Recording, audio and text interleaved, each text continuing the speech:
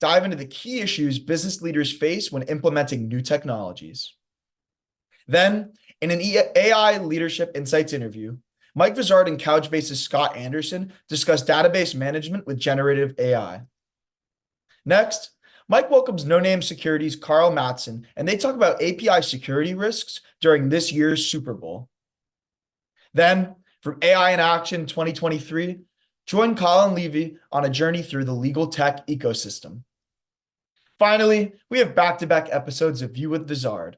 First, Mike is joined by Panzura's Dan Waldschmidt to discuss data management challenges in the age of AI. Then, he welcomes Lenovo's Nima Baidi to talk about AI's role in cybersecurity.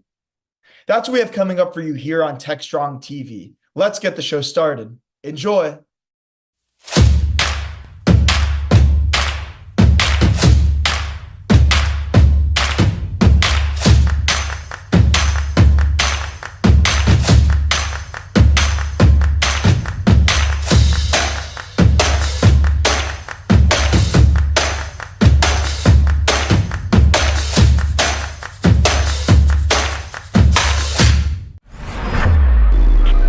Is Techstrong TV.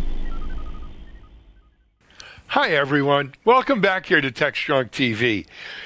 You know, I've been in this business for a minute or two, and one of the nice things is I get to meet a lot of people as a result of what I do. And over the years, you know, they recycle the names. The names stay the same. The companies change. But the smarts don't leave either, right? Smart people are smart people. And this next person here is one of the smart people I've had the pleasure of meeting over the years in my journey.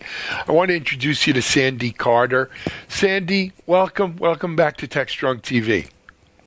Alan, it is such an honor to be chatting with you again and, seeing what's new and what's interesting to you and your listeners.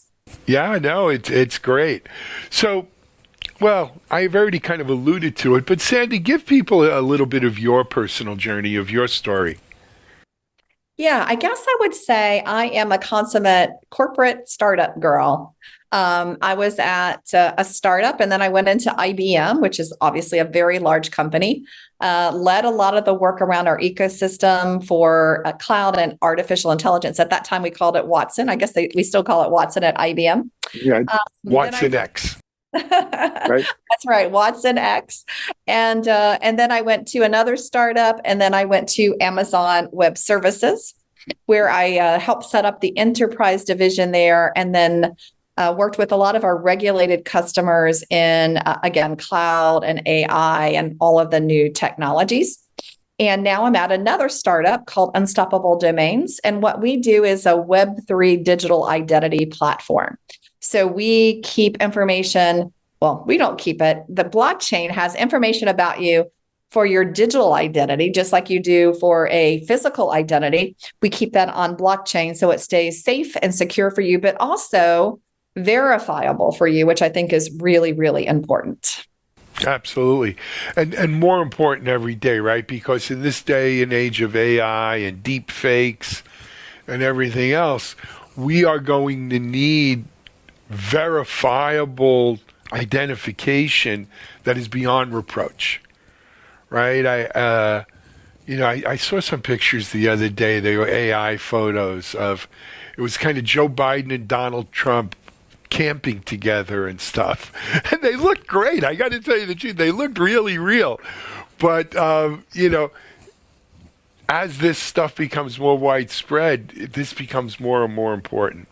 And Sandy, it's interesting. You've been with some interesting startups like IBM and AWS, but always in senior leadership there and always leading, enterprise level type, major branches of their businesses, right? And you've built a tremendous career on that.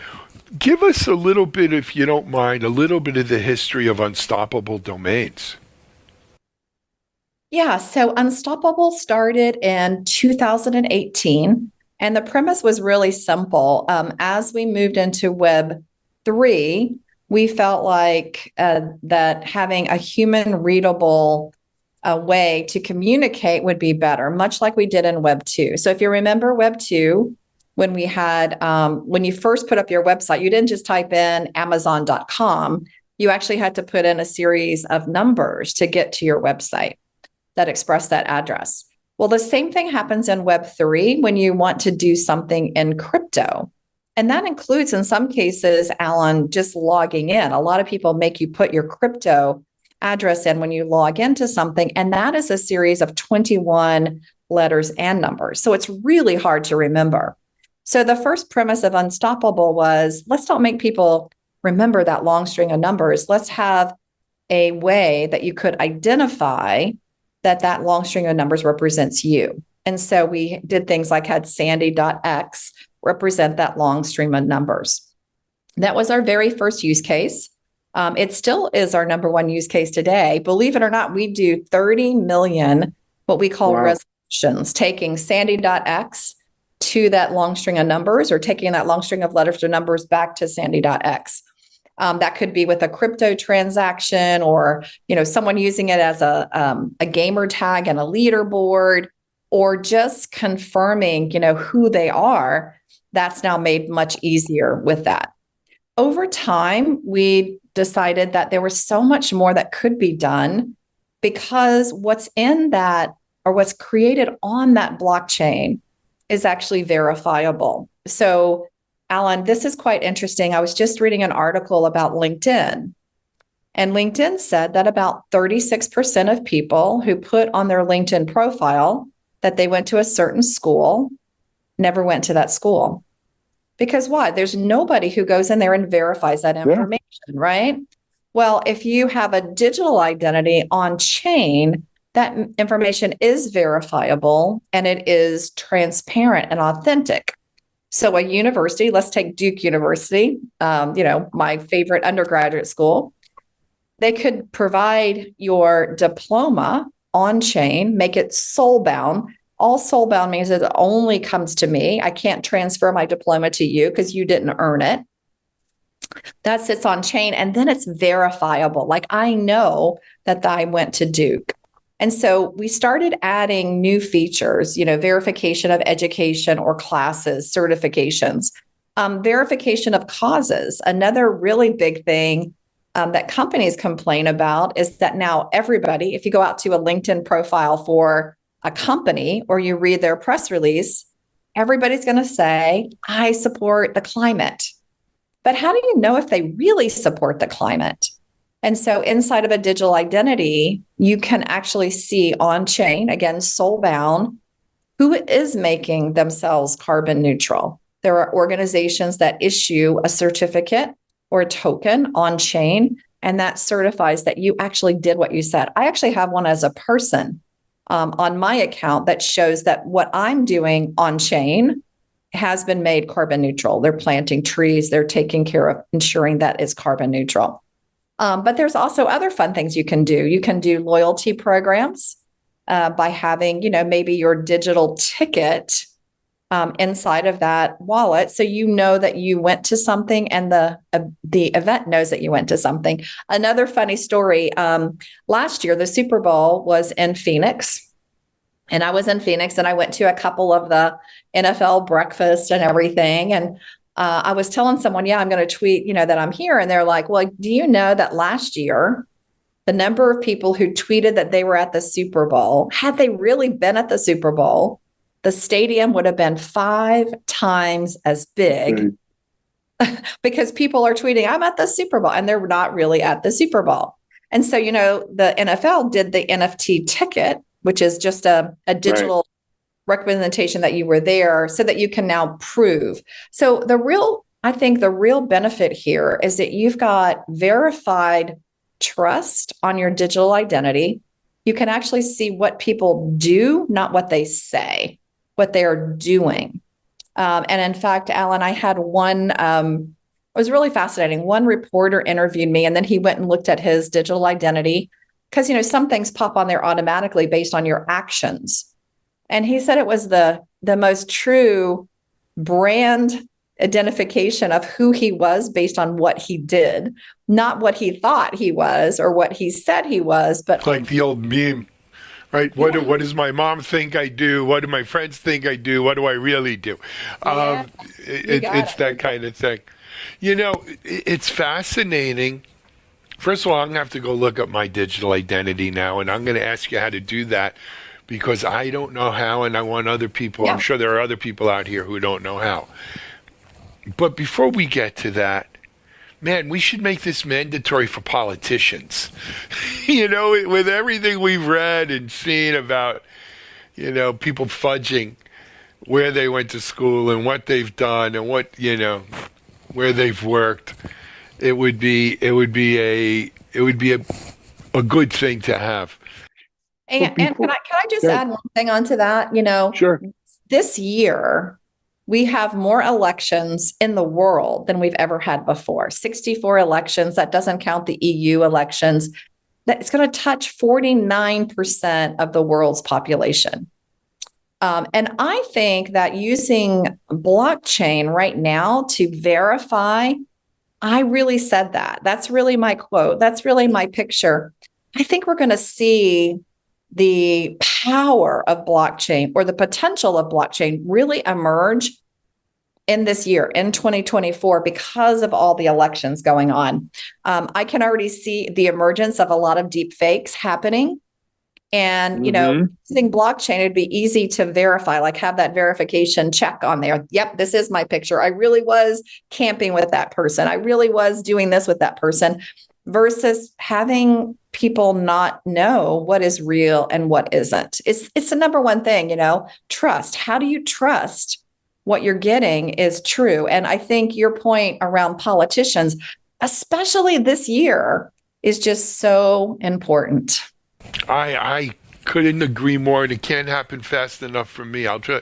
I was at a lecture a couple of years ago by I forgot the fellow's name. He was hosting Chuck Todd, NBC's Meet the Press.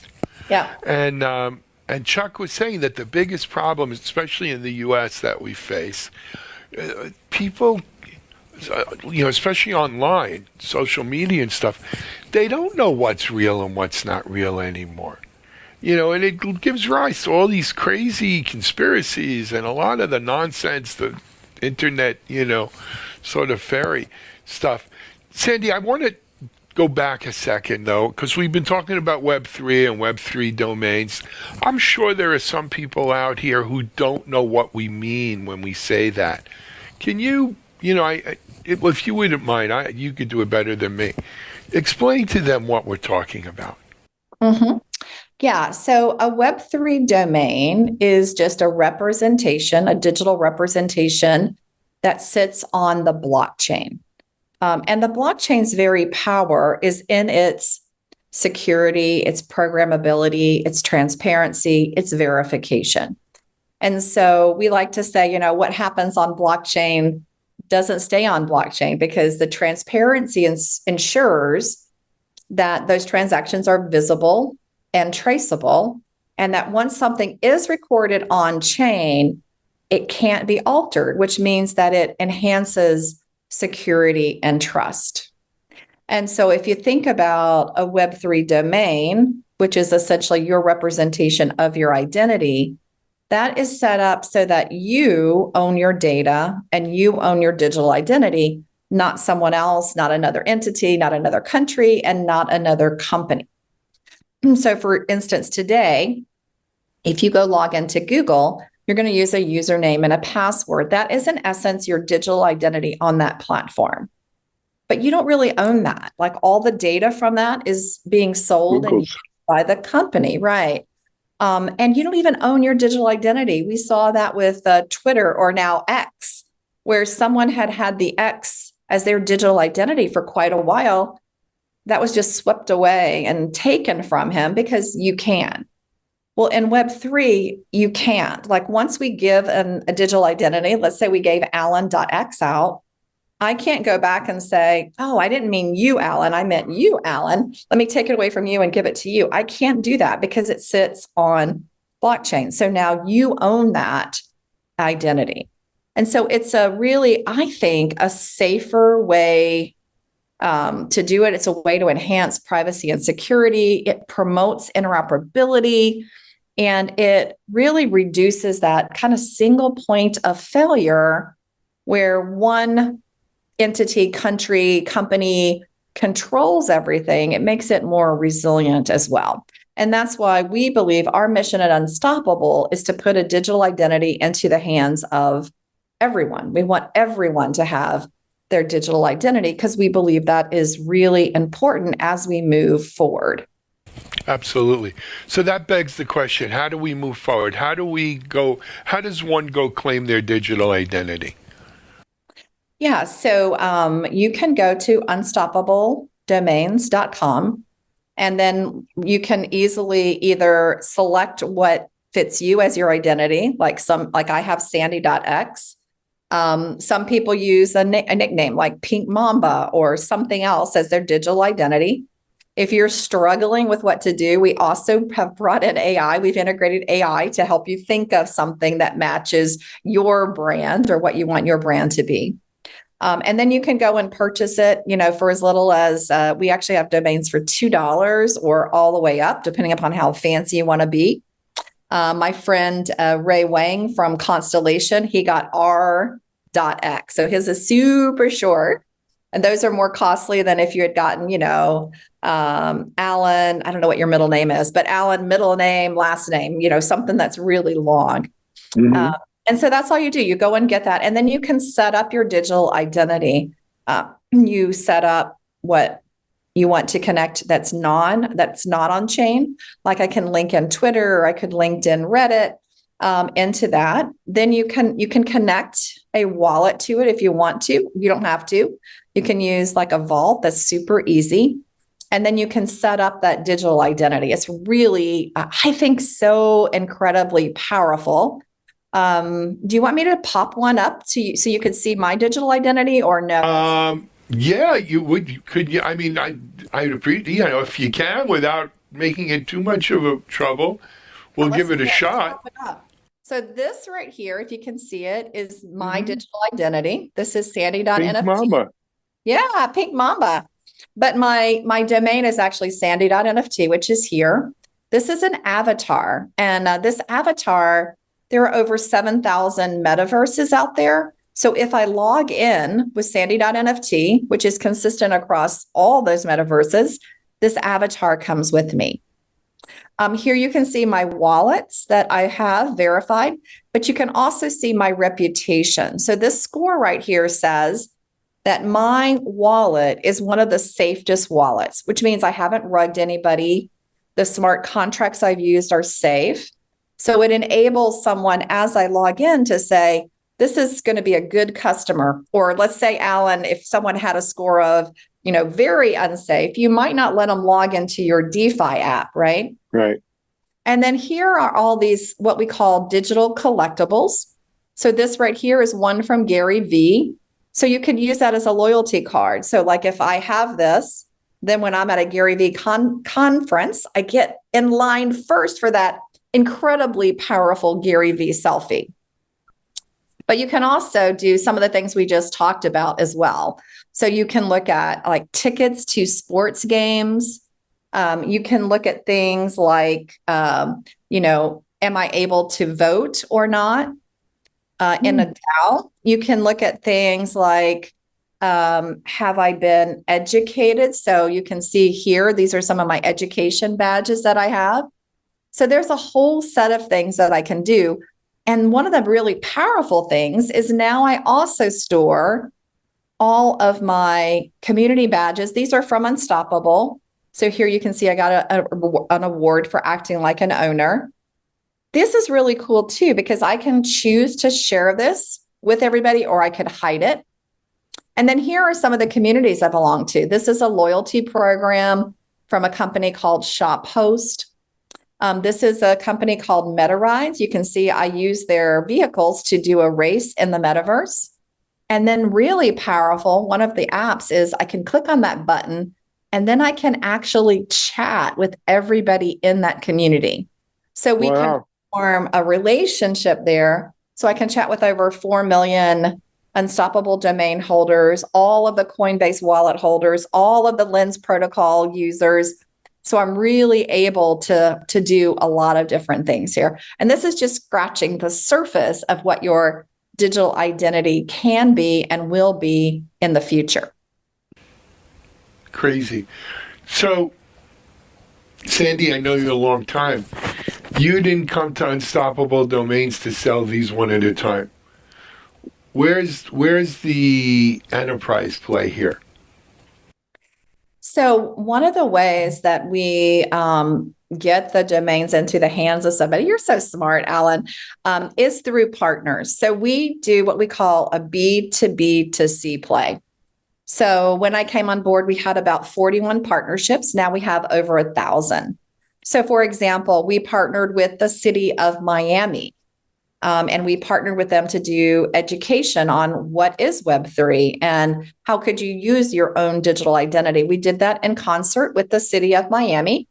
And that's one way that everybody who took one of those classes was able to get their digital identity. We also partnered with folks like Polygon, number one in the Web3 space, blockchain.com, to also ensure that their users had their own community. So for example, for Polygon, instead of .x, there's sandy.polygon.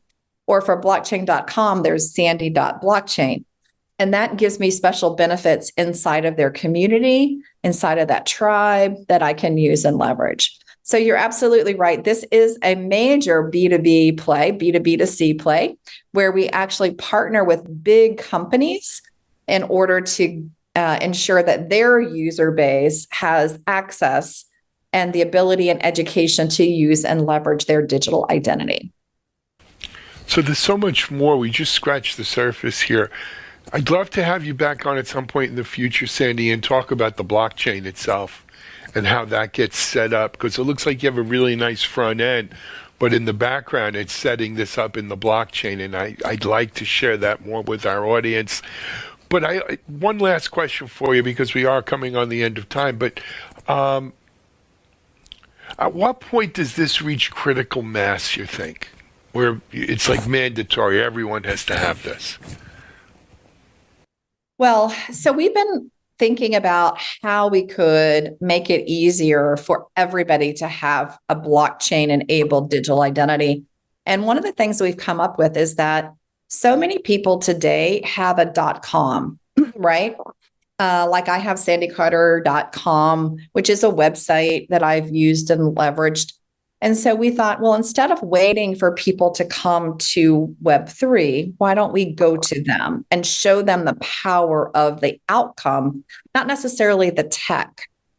And so we announced last year that we are tokenizing .coms. And all that means, that's a fancy way to say, we're going to place your .com on blockchain. So if you own Allen.com, you'll now have a version of that on the chain. You'll be able to use that as your crypto address.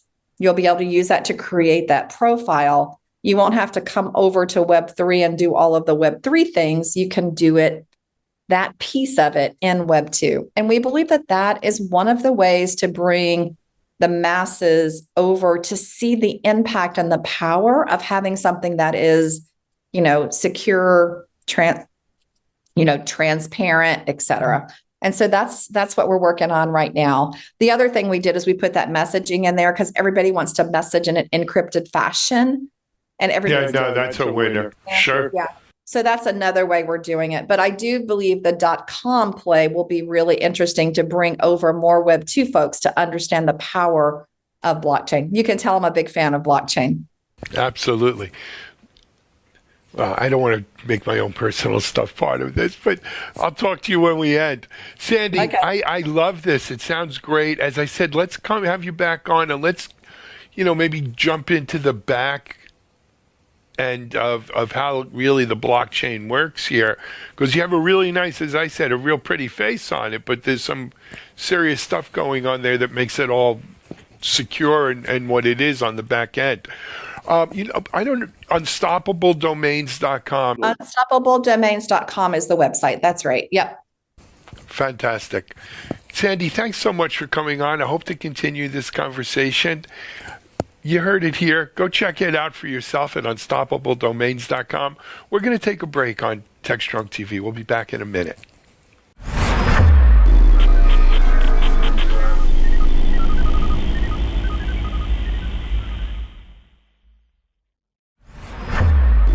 This is Techstrong TV. Hi, everyone. Welcome back here to Techstrong TV. I've got another first-time guest on Techstrong TV here for you. I want to introduce you all to Josh Stevens. Josh is the CTO with a company called Backbox. Hey, Josh, welcome to Techstrong TV. Thanks, Alan. It's great to be here. Pleasure to have you on, my friend. So, Josh, let's start with Backbox, right? Because I'm going to assume our audience, a lot of people in our audience are not familiar. You know, we have Black Box, we have Box, you know, but Backbox. Tell us about Backbox. Backbox is a tech company that was originally founded in Tel Aviv, Israel, about a dozen years ago. And we got our start building automation for firewalls, specifically being used within very large MSPs managing financial services companies. And over the years, the product has evolved and become a robust platform for automation, really focused on network teams and solving the needs they have around automating firewalls, you know, routing and switching equipment, access points, and other types of devices like that. We moved headquarters to the U.S., to Dallas, Texas, about 2 years ago. R&D is still centered in Tel Aviv, where a lot of our people are still existing today. And we're laser focused on really making the lives of network engineers and the security teams that manage those firewalls easier and helping them do their jobs better. So would this be in the same category as, let's say, like the folks at Fireman or AlgoSex or Tufin or those? No, those products are oriented primarily for security teams who provide, you know, results and data sets and guidance to the network team that actually manages the configurations of the firewalls. We're selling to the network teams. Now, there may be a network engineer on the security team responsible for that, or there may be a security specialist as a part of the network team. But our products are geared toward that network engineer, the network operations team member, that type of a user. Got it. Okay. That's helpful. And of course, look, you know, I forgot who I was talking to recently about, you know, network operations and how it's changed, like during my career, right? Because when I first got involved, I'm in security 25 years. I'm in tech 30 something years, and back then, most of what security folks actually came from the network side of things, right? Because a lot of security was network. You were either a network security guy or maybe you were an endpoint security guy running, you know, playing with antivirus and stuff like that. Of course, you know, so much has changed, the cloud being a big part of that, and the whole way we design our networks and stuff. But though it's changed, it hasn't necessarily gotten any easier. No, I would say it's gotten harder. Last week, I had my 31st anniversary of becoming a network engineer and cybersecurity specialist in the U.S. Air Force. And you're right. You know, in the old days, cybersecurity was mostly handled by the network team because your security was mostly about your firewall at the edge. And in those days, in many cases, your firewall was just sort of a specialized router that was dedicated toward traffic filtering and blocking. But that's evolved a lot in the last several years. And now you're going to have both a cybersecurity team focused on incident response and policy administration, and you're going to have cybersecurity experts within each functional area, within the network team, within your DevOps team, within R&D, within your help desk and desktop support teams, because cybersecurity now is everyone's responsibility. And so it's a common skill set that everyone needs to have, you know, within their repertoire. And it's something that I've always found really fascinating. And that intersection of the network engineer skill set and the cybersecurity skill set is a tough one to find, which is part of why we focus on automating those types of things for those network teams to help them scale. Yeah, absolutely. Absolutely. Hey, before we jump into this ZTNO stuff, for people who want to get more information on Backbox, what's the website? It's backbox.com. Easy. Okay. Easy to So, find. Josh, Backbox recently introduced something they're calling Zero Trust Network Operations, ZTNO. And it's to help, like most of Backbox's charter, we're going to automate zero trust security for network operations. And zero trust is a big buzzword, right? Very hyped. That's a lot right. of our audience is familiar, but let's peel the hype back and get down to the rubber meeting in the road here. What exactly is ZTNO? Well, when you hear about zero trust, you're usually going to hear it framed within sort of ZTNA, zero trust network access, where you're managing and limiting access, validating in real time, user level access to the network, or you're going to hear about it as it relates to locking down security for R&D. I read an article today around container security, for example, and it's a very important concept there. But what a lot of teams struggle with is, hey, our company or our CISO has said that we are going to march down the zero trust path. How does that apply to me in my role in my department? And I think that's especially true for the network team. And so what we've done at Backbox is we've identified 6 core pillars that we believe are instrumental in implementing zero trust from a network operations perspective, so that those teams understand how do they honor the zero trust principles within their everyday operational roles. Get it. And well, let's dive into the offering itself. Yeah. Can we peel it back? Let's a bit? talk about that. So the 6 pillars that we talk about are, first, privileged access management for the network teams. What this means is, even though a lot of changes on networks today are automated and are done programmatically, it's very important to lock down and manage in a zero trust way anytime that someone needs to, from a keyboard, from an app, or from a website, access a device intentionally. Now, that might be to make a change that needs to be made in real time. It might be for troubleshooting purposes. But in a zero trust world, it's not just about ensuring that you're authenticating them via a multi-factor process with TACACS or Radius. It's not just about network access control. It's also about locking down where the change is made from. It's about making sure that those changes are logged into an immutable log. It's about making sure that if necessary, you're recording that session so you can play it back later, and really ensuring that you can lock down where administrative or root level access is being done to your network infrastructure. The second pillar of ZTNO is audit and control. And that's really about auditing the changes that are done by who, when, what, why. What's changing the system, and do we have that log? Can we control it? Can we audit it? Whether it's changed by an automated process, a script that you've written, an automation platform like Backbox, or an engineer. The third pillar of ZTNO is about device onboarding. Products like Backbox do a continuous discovery of the network to find new devices that have been plugged in. And when you have a new device that appears on the network, a new Ethernet switch or a wireless access point, for example, one of the important things to do is to audit that device in real time to determine, does it introduce new vulnerabilities or new security issues to your network?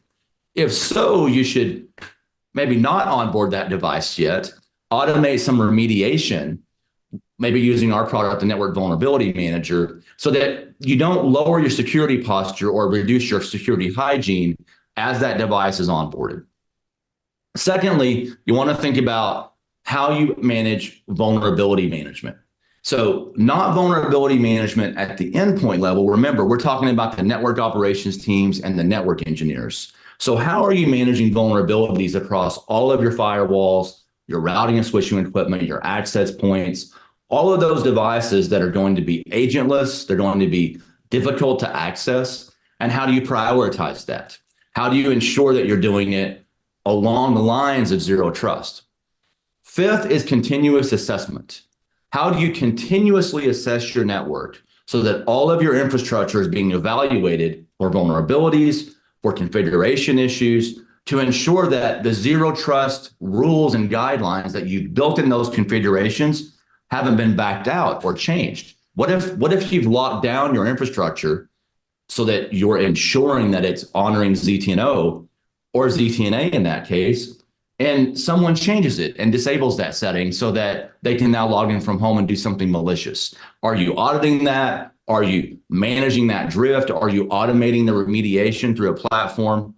And then last but not least is reporting and visibility. Whether you're reporting internally to take action or to provide those reports to your executive team, providing detailed reports and dashboards is a really important part of what we're trying to enable here. Agreed. Excellent stuff right there. So excuse me. My last interview before you, Josh, I was talking to the chief security officer at Cloudflare, and we were talking about how hard it is for most organizations to kind of secure their attack surfaces and secure, 57% of traffic now is actually via API, for instance. That's right. Right? Most organizations just can't do this in-house. They need help. I mean, it's one thing to buy a tool and use a tool. But even, what are you going to have, 50 tools with 20 people and think it's going to work? I wonder what you guys are seeing around that, especially as it, like, let's say, zero trust network operations. Well, we're seeing a similar issue. We commissioned a survey with Wakefield Research last year, and we found that 92% of networks out there, and I might be misquoting this, I don't have the data in front of me, but if I recall, it was 92% of respondents said that they have more changes to make to the network than they can possibly keep up with. And over 50% of the respondents said that they're only able to update their devices quarterly or less often. So what typically happens in these environments is the security team does a scan, they provide the network team with a giant list of all the CVEs that they found on their firewalls and edge devices. And the network team, who's already overwhelmed, they look at that list and say, wow, great, we'll get to that when we can, but we also have other fires burning right now. Yep. And that's part of why we deliver not just a single point solution, but an automation platform that includes our network automation manager, our network vulnerability manager, and our network privilege access manager. Those things together really enable those teams to keep up. Also, a lot of our customers are managed service providers providing managed network or managed firewall services.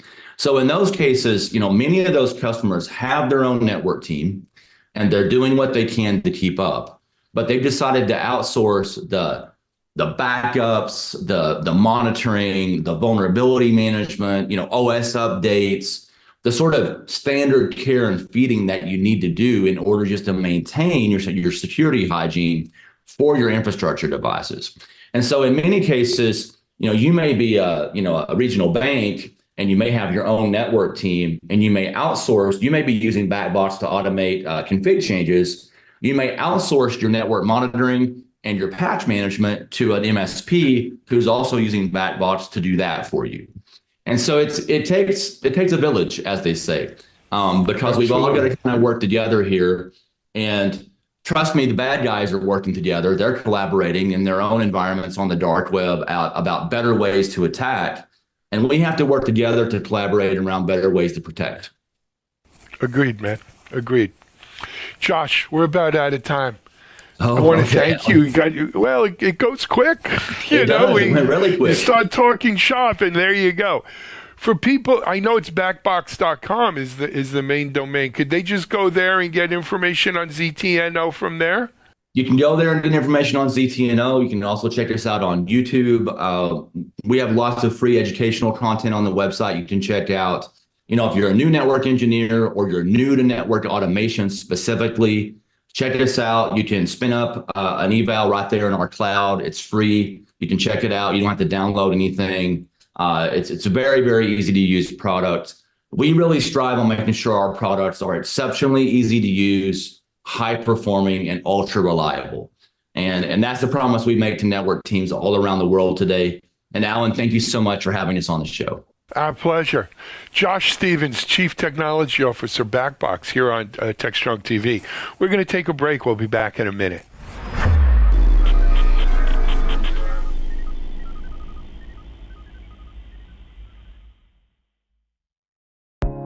I'm Bonnie Schneider, sustainability contributor to the Techstrong Group. I'm excited to introduce you to a groundbreaking new initiative from Techstrong Research, the Sustainability Pulse Meter. The Pulse Meter offers valuable insights into how environmental responsibility factors into tech purchasing decisions for key players in the industry.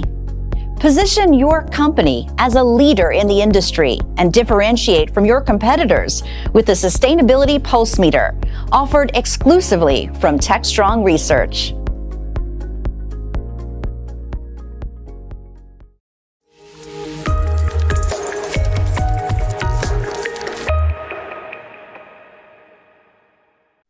Hello, I'm Amanda Rosani with Digital CXO, and I'm excited to be here today with Yod Oren. He's the Managing Director of SAP Labs US. How are you doing today? I'm doing great, Amanda. Thank you for having me. Glad to have you on our show. So can you share a little bit about SAP Labs and what services do you provide? No, absolutely. So maybe first a really short introduction to what SAP is doing. Basically we're doing two things. We are selling and leading the enterprise application market, right? When we are selling application around financial solution, manufacturing, and so forth. And we're also building platform product, database, analytic integration, AI, which I'm sure we're going to talk about.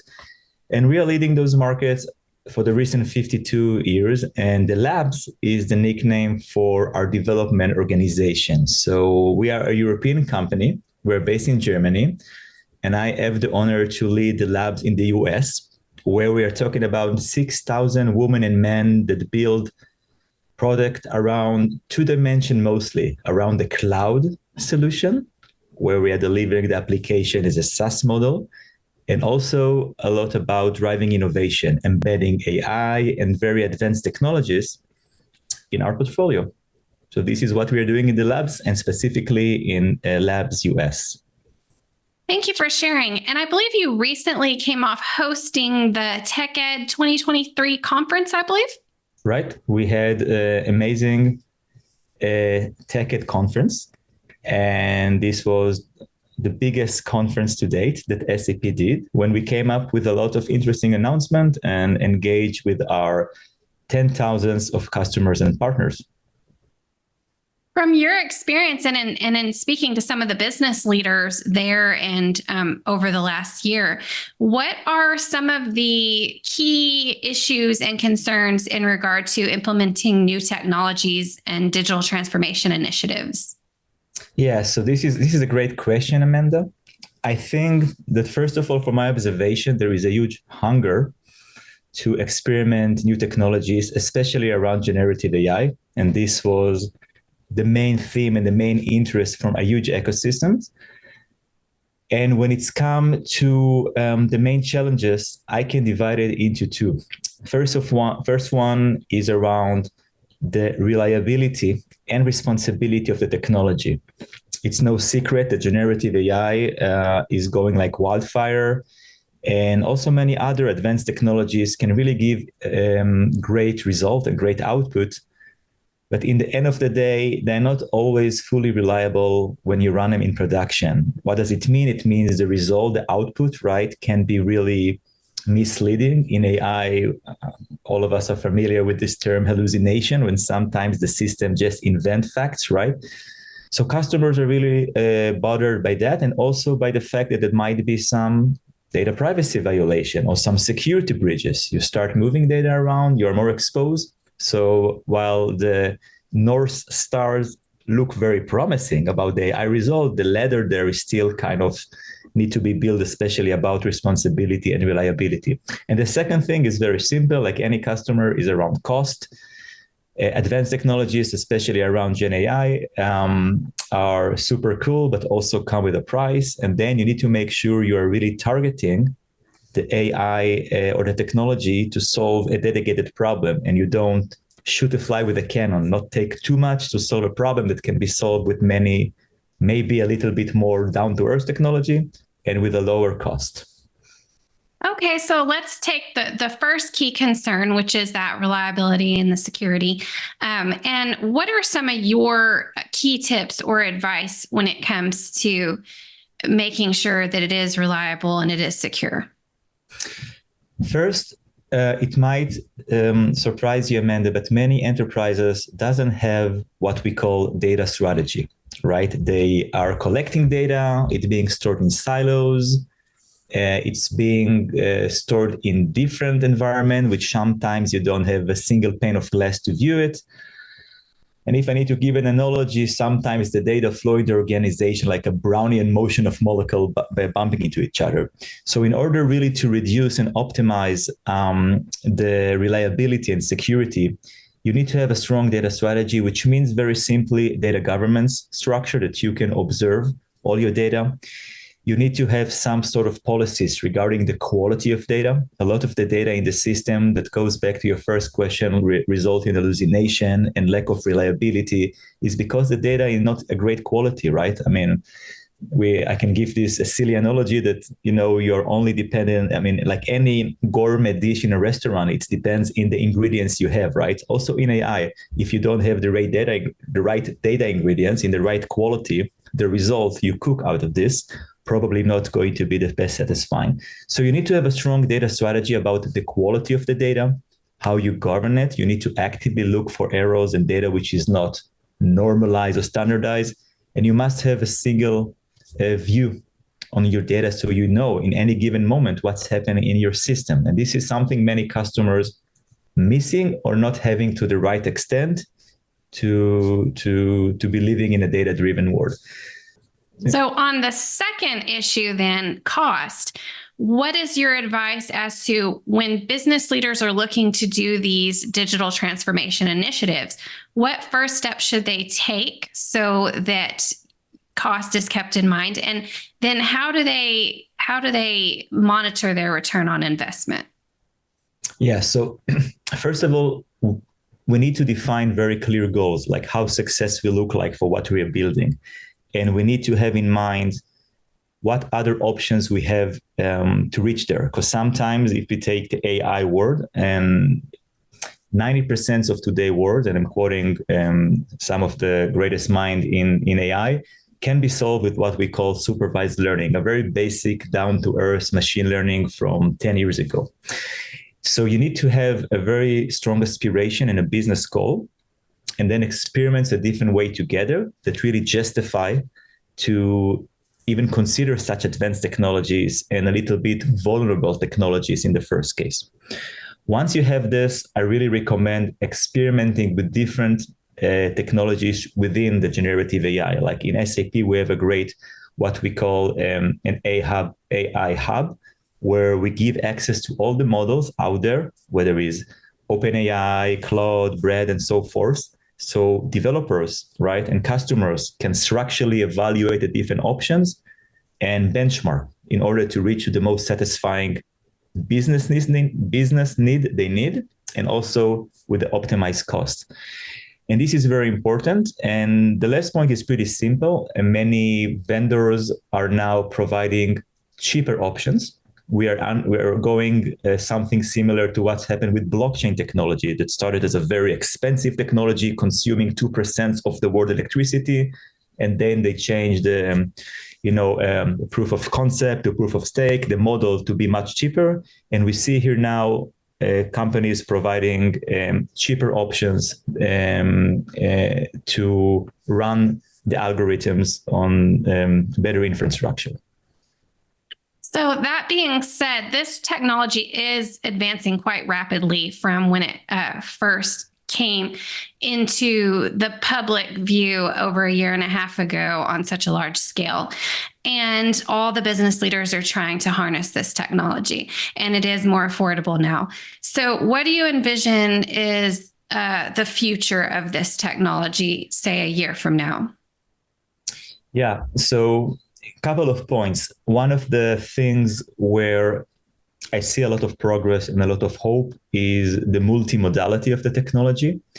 At the moment, if I oversimplify, we're all familiar with OpenAI, right, and ChatGPT.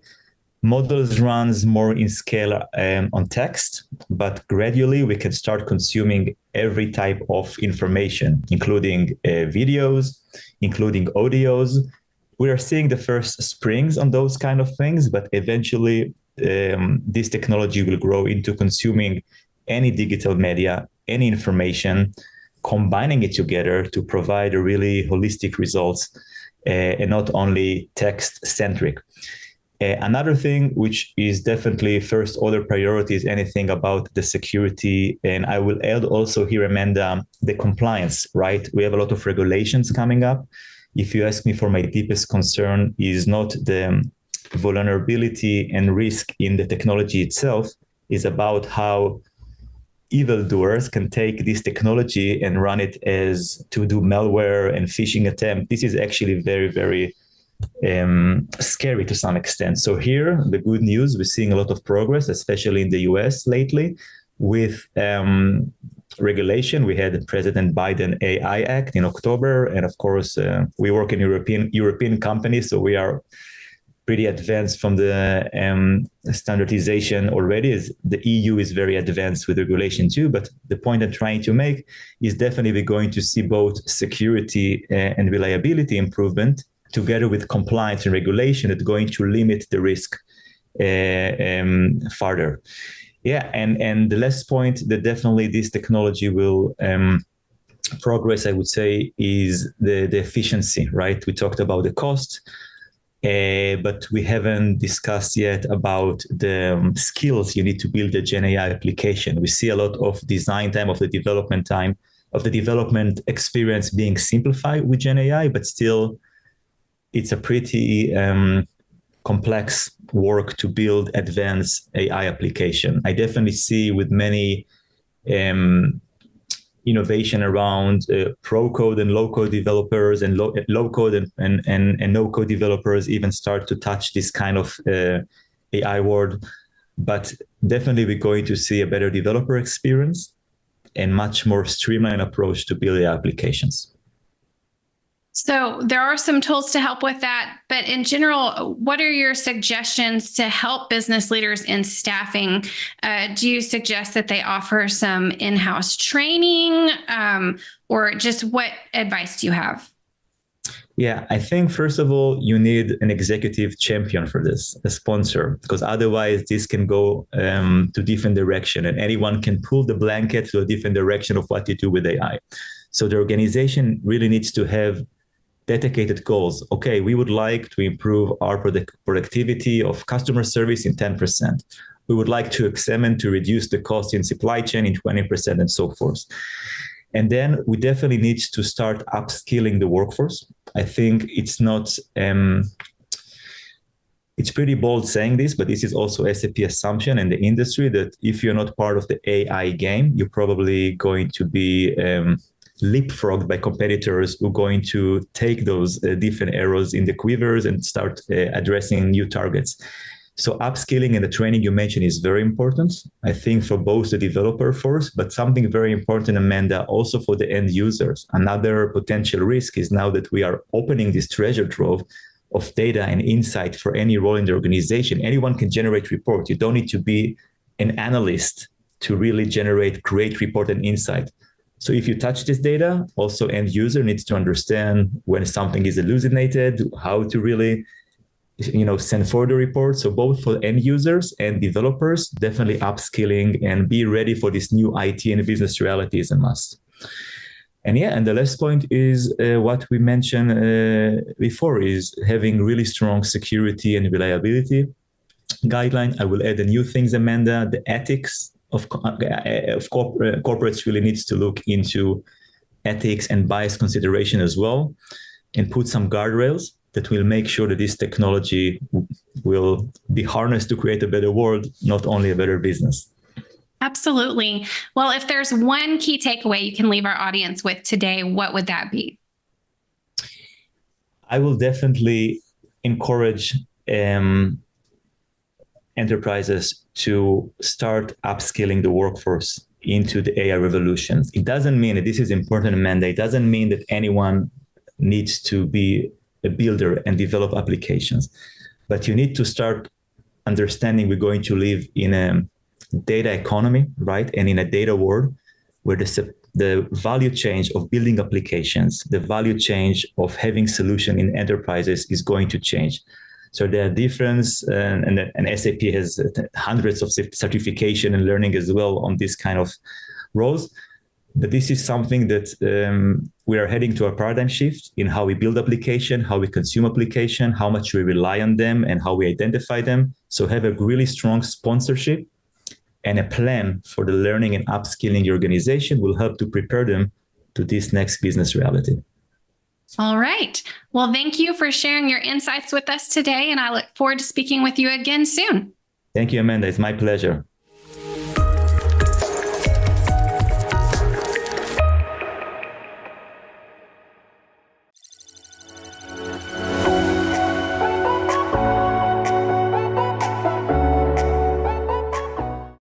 Hello and welcome to the latest edition of the Techstrong.ai video series. I'm your host, Mike Vizard. Today we're with Scott Anderson, who's Senior Vice President for Product Management at Couchbase. And we're talking about how copilots in the form of generative AI are going to change the way we think about managing databases. Scott, welcome to the show. Thank you very much, Mike. It's great to be here with you today.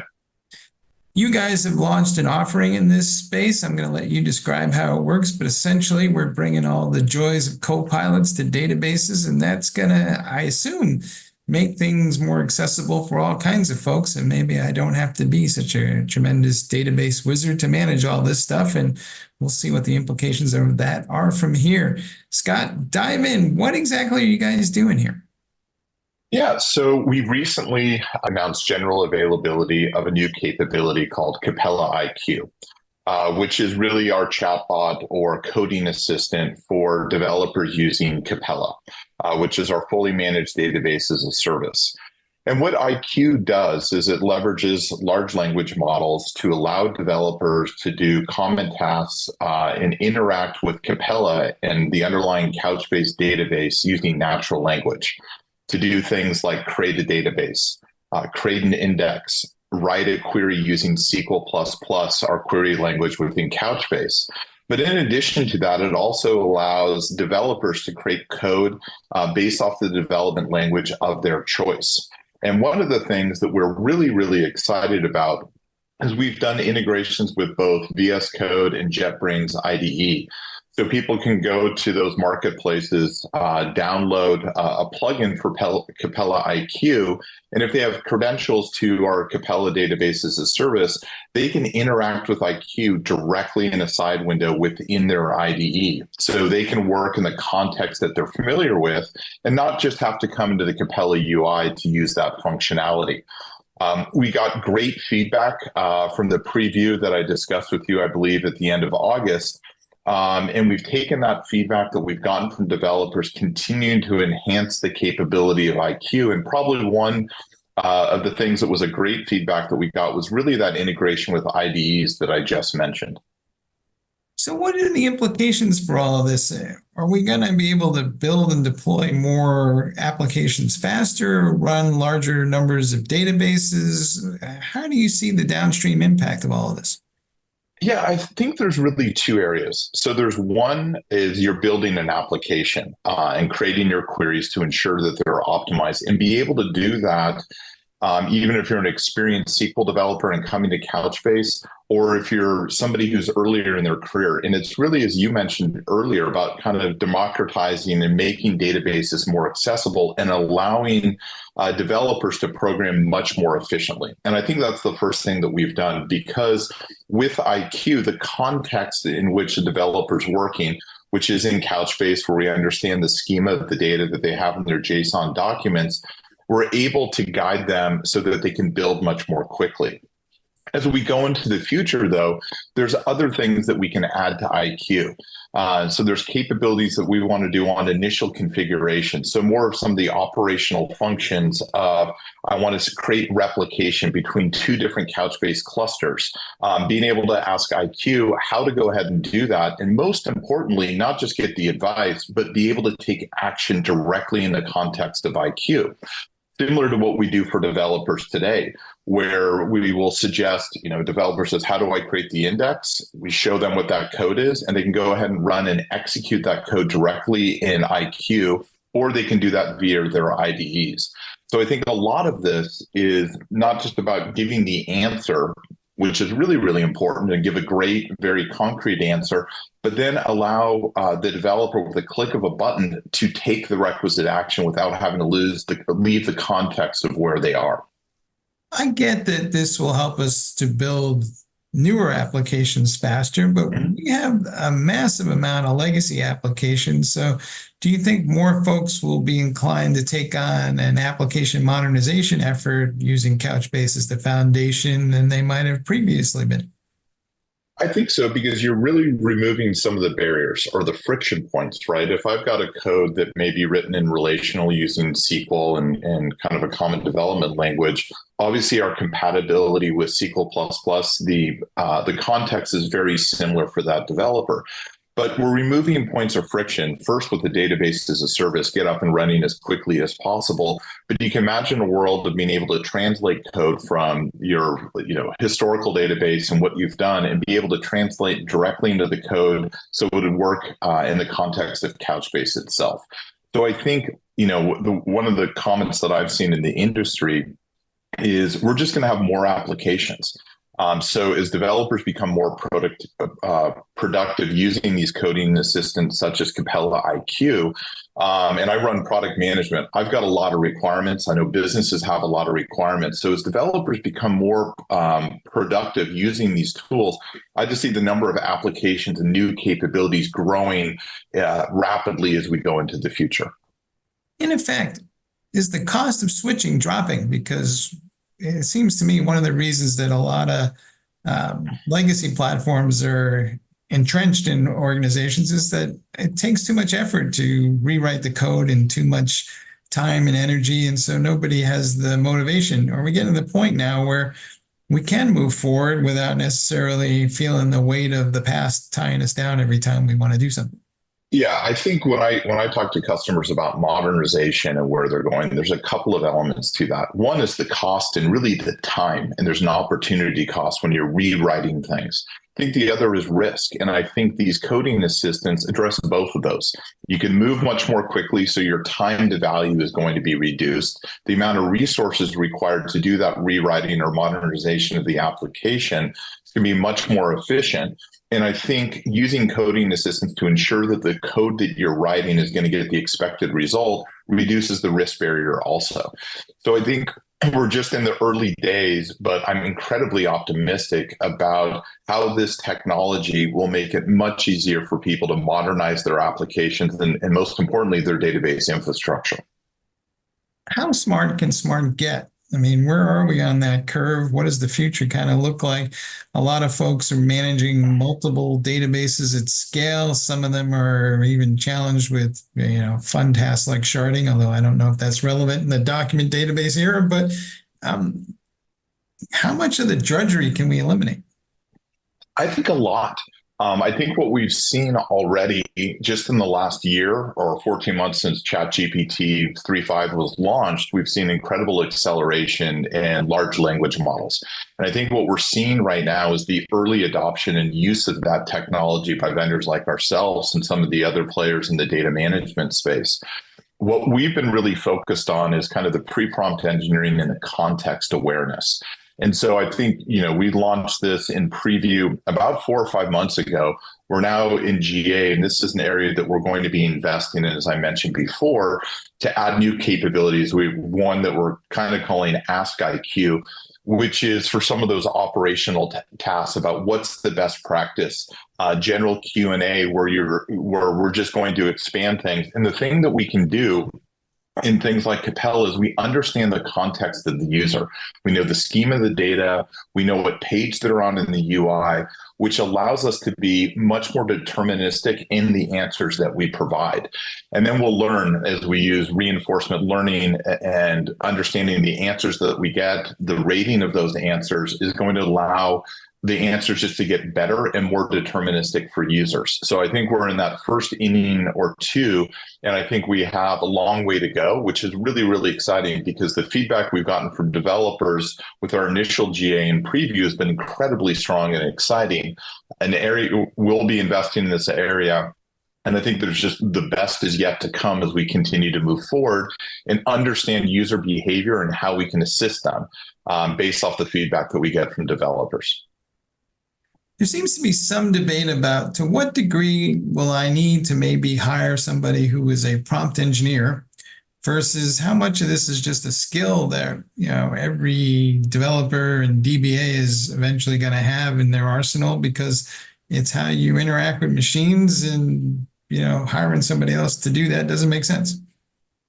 I think, we're on a pretty steep learning curve. I'll speak for myself. When I first played, for example, with ChatGPT, was not very good. Read a bunch of Twitter posts, figure out the types of prompts that I could use to be able to get better results. And I think everybody's been on that steep learning curve for the last year. So as this technology becomes used more, people become more familiar with this, I think it's just a general tool that developers are going to use, product managers are going to use, and people across the industry. It's just going to be part of our normal toolkit. And our focus is if we can understand the context of the user's data, not the data itself, but the shape of the schema that they have in their documents, we can do a lot of that pre-prompting engineering. And we do that today with IQ because we understand the context of where they are in the UI, what are they trying to do. And I think one of the things that's really important that I mentioned before is not just getting the answer. That's interesting. It reminds me of old reporting tools I worked on in the backup space 10, 15 years ago. And we gave them a recommendation. And the thing they wanted was the button to implement the recommendation.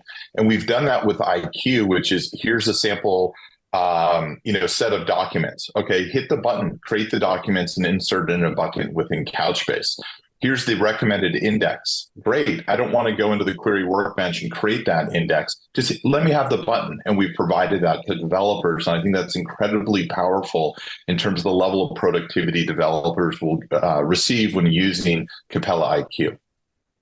How bidirectional is the relationship going to be with something like Capella IQ? And I'm asking the question because there are days when I walk in the office and all I really want is for somebody to tell me the 3 things I need to pay attention to that are likely to get me fired. So will the machines just start sending me the alerts that I need based on things that it observes?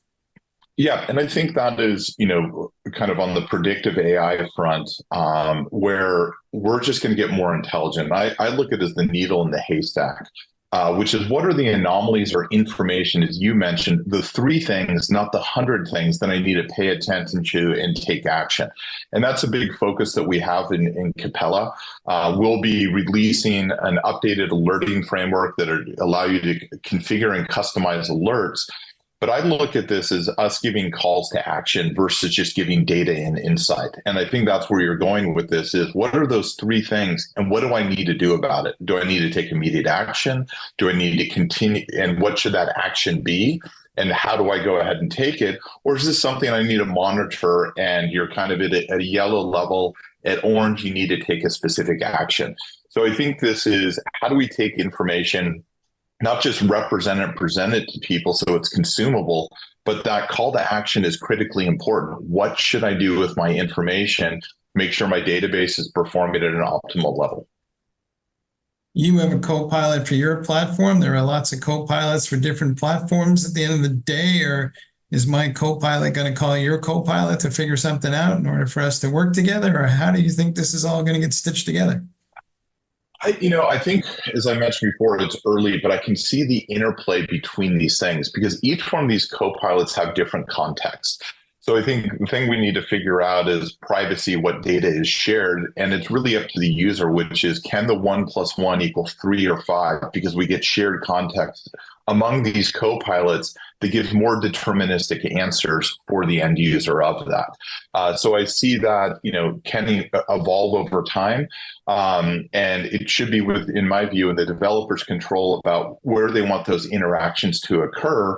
But the end goal is giving that deterministic answer and more context of understanding about the data the user has, the tasks that they're trying to complete is going to give a better answer and result for the end user. You've been at this a while. What's your advice for folks to help them get started on this? Because I think some folks are just a little overwhelmed and maybe intimidated by the whole thing. But, based on your experience, what do you know now that you wish you knew a year ago? Well, I think it's jump in with both feet is kind of my advice. And I think sometimes we have cohorts of people, new technology.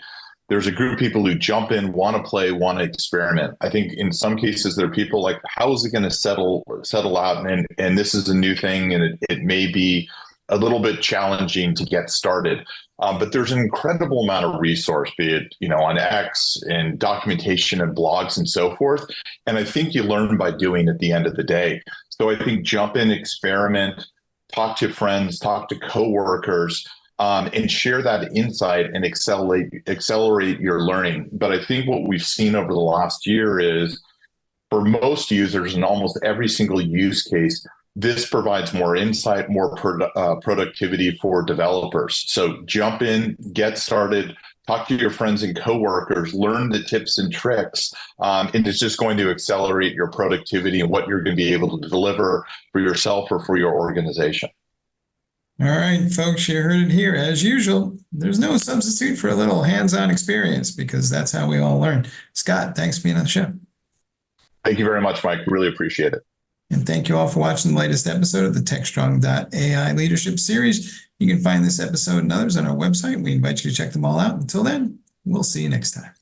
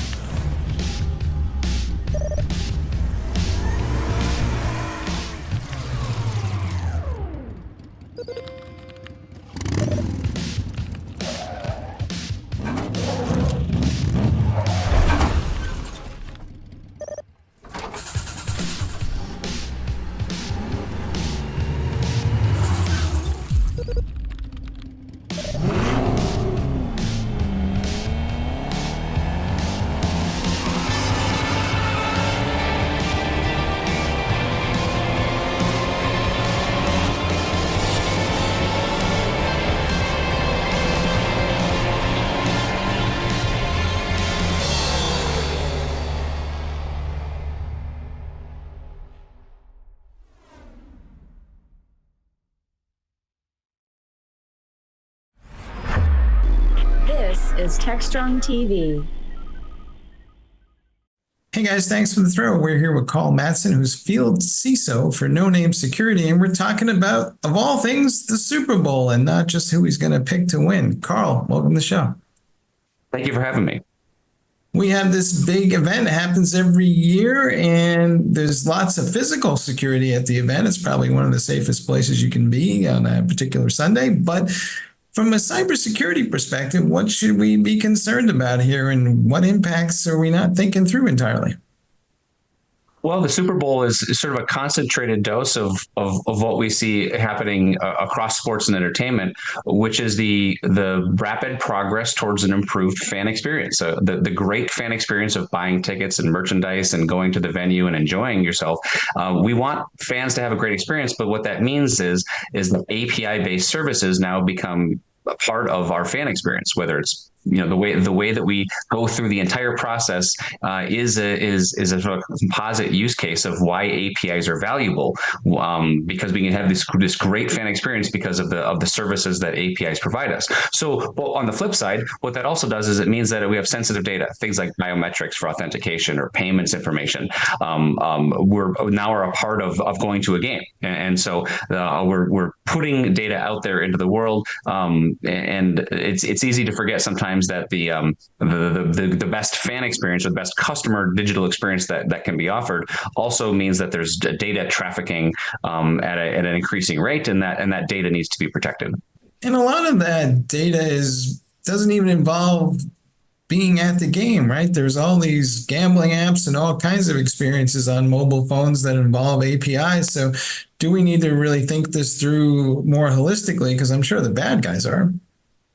Oh, absolutely. I think, whether it's the QR code that pops up in the commercial with the ask is for the viewer to scan that QR code and go to the website, or it's buying merchandise from a fan store. All of those experiences typically utilize API-based services for payments and information sharing that customers need to be aware of, but more importantly, that the producers of those technologies need to be accountable for.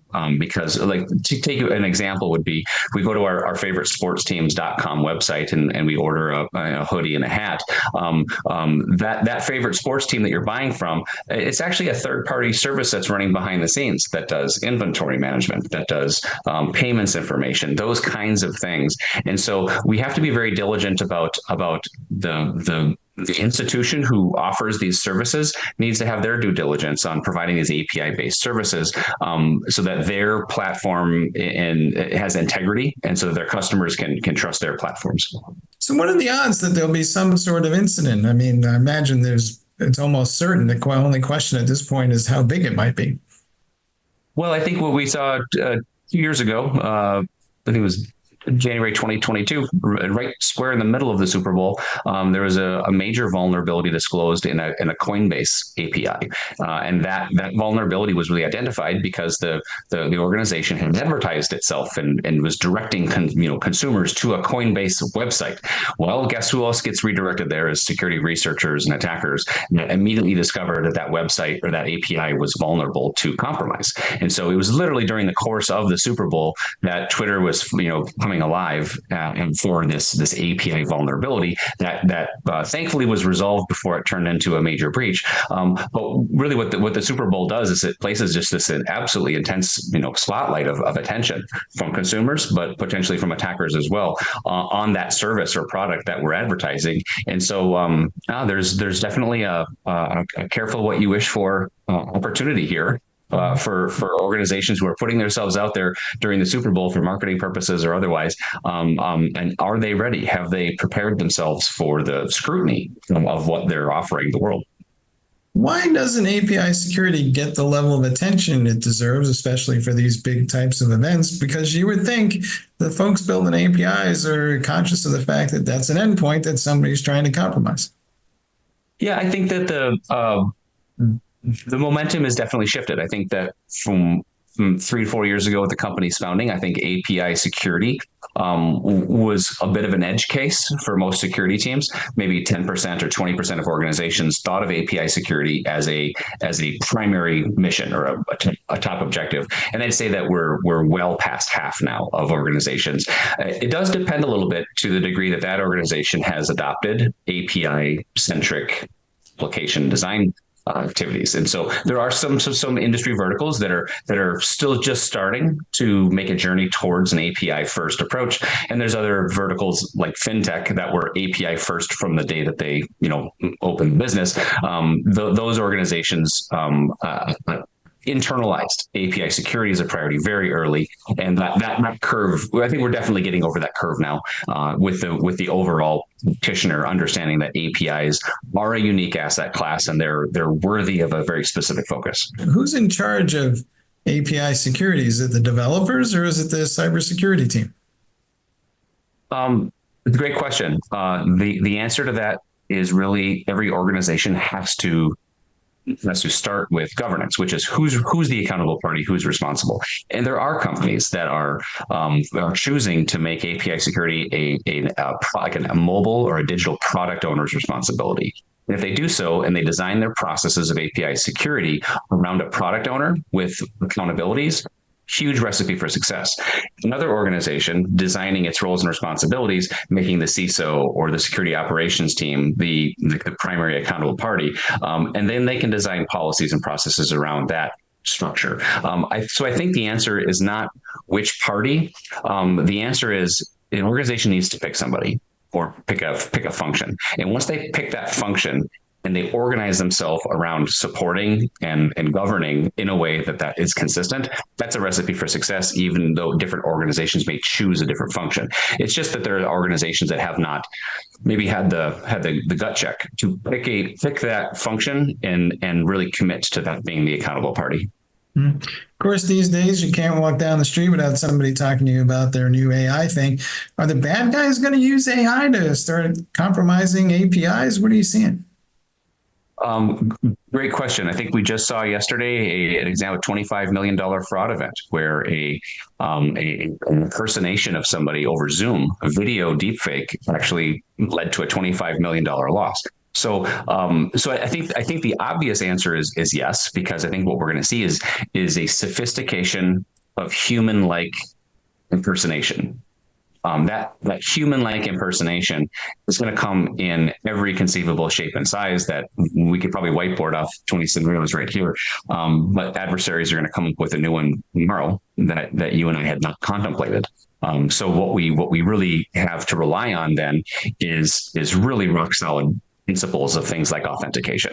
And that deep fake example is one where you and I may be visually fooled by an actor over Zoom because it was a great video. But did they pass a biometric that's statistically significant? Did they do a voice authentication? Those kinds of things we're going to have to consider about how we improve authentication so that it can be as much as possible impervious to some sort of sophisticated impersonation attempts.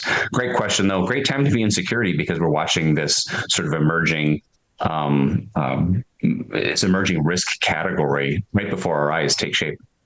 All right. Well, I'm pretty certain that I'm real, and I'm almost certain that you're real. But the question I have for you is, what's your advice to folks about how to go and address these issues? Because to your point, they are going to become more pressing, and I'm not sure everybody's thought it through yet.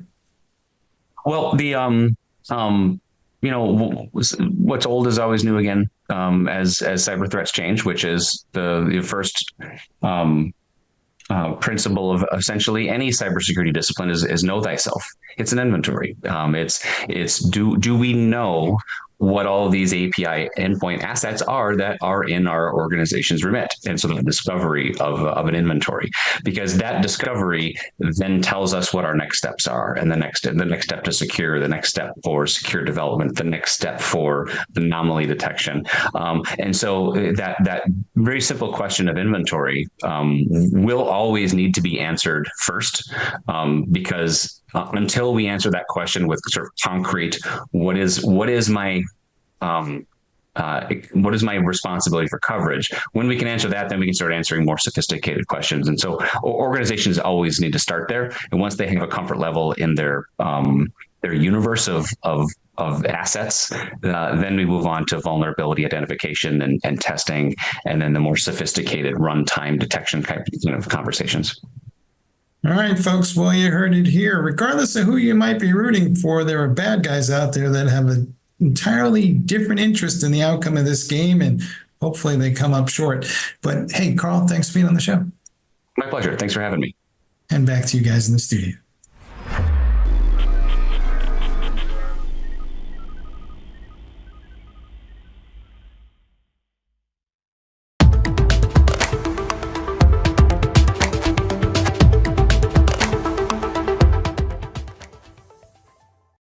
Hello, everyone. My name is Colin S. Levy, and for those who don't know me, let me give you a brief little introduction before we begin here. I'm the editor of the Handbook of Legal Tech, and I also recently published a book called The Legal Tech Ecosystem. And I am here to be your dedicated guide to navigating this intricate landscape of technology, of business, of people, and of AI, which has suddenly thrust itself upon the world and into our lives. For those who perhaps know a little bit about me, I am frequently asked to go on podcasts and give interviews to talk about legal tech, my thoughts on the industry, my thoughts on how best to sort of evaluate your needs when it comes to finding tech, and or how to kind of evaluate potential use cases for artificial intelligence. And my goal here today really is to sort of illuminate the path we're on with respect to AI and the path that I think will be on going forward over the next 6 to 12 months and beyond. And a bit of forewarning, I'm likely going to be wrong about this because AI and technology tends to rapidly change, and I'm not particularly good at giving predictions. But that's being said, hopefully some of what I will be saying will resonate with some of you with respect to artificial intelligence and as it evolves and continues to play a bigger and bigger role, not just in our professional lives, but our personal lives as well. So I think it's important to first understand where we are sort of in the grand scheme of things with respect to artificial intelligence. I think that, let's give ourselves some context here. So artificial intelligence itself is not really a new thing. Elements of it have been around since the 60s and 70s. I mean, considering in the US, we landed people on the moon, which I will note we have not been back to, but that's a whole separate thing. That could not have happened without our ability to compute and analyze loads and loads of data. And that essentially is what artificial intelligence still does. The difference is that now with the rise of generative artificial intelligence, we're now able to interact with these solutions the way that two humans would likely interact with one another, with a few little caveats in terms of providing more specific instructions and or sort of more details around exactly what we're expecting to have as an output. But that is all really just a way of saying that artificial intelligence has been around for some time, and only now is it sort of seemingly thrust upon us, primarily because it's just so accessible. It's everywhere. ChatGPT, Claude, Microsoft Bing now has built-in chat functionality. And so really, it's opened our eyes to what is possible with artificial intelligence. And more than that, it's allowed for us to rethink exactly what it is that we do every day as professionals, since now artificial intelligence can help us with so many of these different tasks. For example, artificial intelligence can help us with analyzing a boatload of data, for example, around case law. Suppose you have a litigation matter that you are thinking about litigating. Well, now you can use artificial intelligence to not just determine kind of what your best line of argument is, but also evaluate the likelihood of that argument being successful based off of prior case law and data in the context of going up before a specific judge, meaning that there's data now on how that judge has ruled on different issues and how that judge has treated different types of arguments. And we can now use data to help drive that sort of decision making, not just through analyzing data, but also through artificial intelligence driven analytics that can tell us sort of how best to craft our argument, whether it's even worth us pursuing this litigation or not. And so that's, I think, very exciting, but just one example of where artificial intelligence really shines, because artificial intelligence at its core is essentially data analysis. It's basically using boatloads of data to then provide analysis and draw out trends and draw out potentially actionable ways to move forward. And that, I think, is really important to understand, because artificial intelligence solutions at this point are really only as good as the data that is used to train these models. Meaning that, if you have some really sort of niche area that you're turning to artificial intelligence to help you with, it may not be of much help to you because it may not have the access to that particular data and or being trained on that particular data set. When you think of law, for example, generic artificial intelligence solutions like ChatGPT may not necessarily be the best because it doesn't have access to some of this legal data that may be more useful and provide more pertinent analysis and conclusions than something that is trained on that specific legal data, which is why we're seeing more and more legal tech vendors use data to develop their own artificial intelligence solutions that then are offered as a subset of a larger set of functionality that they offer through their platforms. So I think, really it's important to kind of understand that artificial intelligence here has applications everywhere. But at the same time, I think it's also important to see artificial intelligence as what it is, meaning that it's not really here to replace you. It's really here to augment you.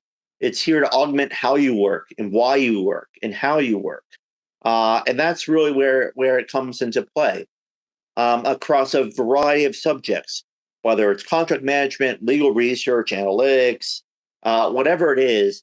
It's here to kind of make that very detailed, very time-consuming work faster, easier, and cheaper. And so I think really at the end of the day, artificial intelligence is not something that we should be scared of, but something that we should embrace. And I say that not only from the standpoint of viewing it as something that is here to augment our own intelligence and our own operational decision-making, but also because it does not necessarily think on its own. It is reacting to inputs that you give it and producing outputs. So we really shouldn't be thinking of it at this point in terms of, for those who have seen the Terminator movies, as perhaps Skynet.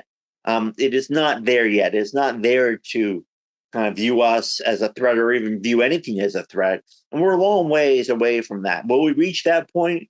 I think I'd be silly to say we will never reach that point. But will we reach that point anytime soon? I don't think so. Likewise, there's been some talk of perhaps computers being able to talk back and forth with. In other words, at some point in the near future, perhaps there being a computer that you can kind of talk to and will do things for you in response. We're not there yet either, because the problem is you need so much data to be able to train these models to be able to respond to human level thought, human level analysis, and human level kind of thinking and consciousness. So we're definitely not there yet. Will we reach that point? At some point, yes. But as many have shown, including Ethan Mollick, who is a professor and has posted quite a bit on large language models and artificial intelligence on LinkedIn and on his blog, we're really not as far along in this AI journey as some may lead us to believe. And I think that's important to understand, because artificial intelligence, while it is everywhere and seemingly growing stronger by the day, we're really at the very start of this journey. It's really early days with respect to where we are in the artificial intelligence journey. We're kind of at the tip of an iceberg that is very deep and very wide. And so I think, it will get more exciting, things will evolve, but we're really kind of at this early stage of it. And so which brings me to my next point, which is that when using artificial intelligence, the human element cannot be overstated. Humans are still needed to double check the work, to ensure that the outputs are valid and are usable. We've seen various instances of where that has not been the case, and that has led people astray. For example, there have been a number of lawyers who have notably used generative AI to come up with case law or analysis, but they didn't check the work of the artificial intelligence, and they just simply used it, submitted it to a court, and the court called them out on it and said, hey, these cases aren't real. You didn't acknowledge that you use generative AI. And so that's less a function really of the technology not working properly. The technology did what it was asked to do, but you as the lawyer weren't doing your job in terms of being competent enough to check the work that was being performed and ensure that it was providing with the work you needed and that was going to be valid. And so I think that's currently a struggle within the courts with respect to AI, and that AI is not capable yet of acting entirely on its own with respect to certain areas of